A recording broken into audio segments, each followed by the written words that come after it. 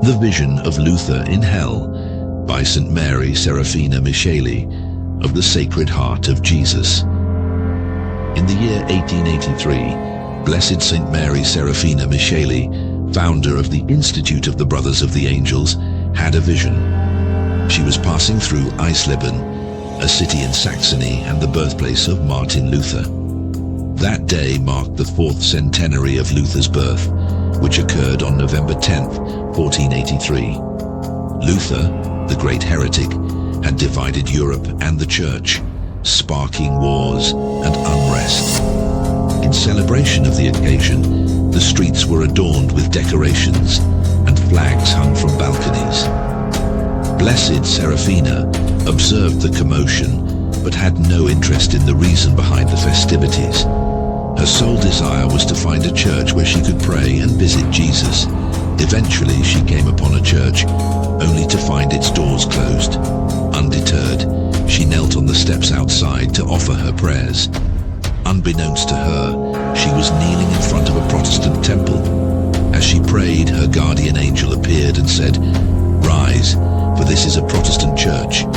He then added, "I want you to see the place where Martin Luther is condemned and the punishment he endures for his pride." At that moment, Sister Serafina was granted a terrifying vision. She saw an immense abyss of fire, filled with countless tormented souls. In the depths of this infernal chasm, she recognized a man, Martin Luther, who stood out among the condemned. He was surrounded by demons who forced him to kneel. As he struggled in vain, the demons, armed with hammers, drove a large nail into his head.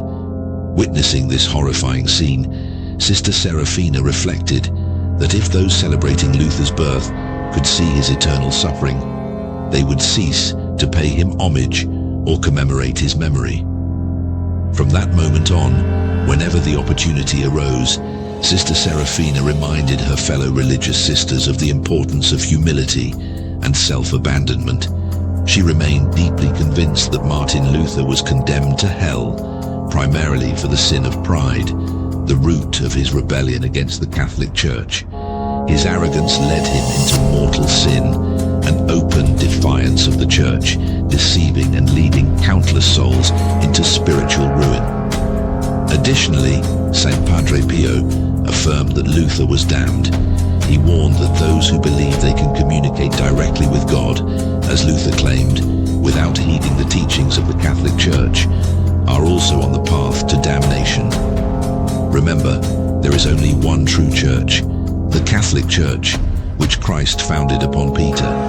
You are Peter, and on this rock I will build my church, and the gates of hell shall not prevail against it. Matthew 16:18. May God bless you. Amen.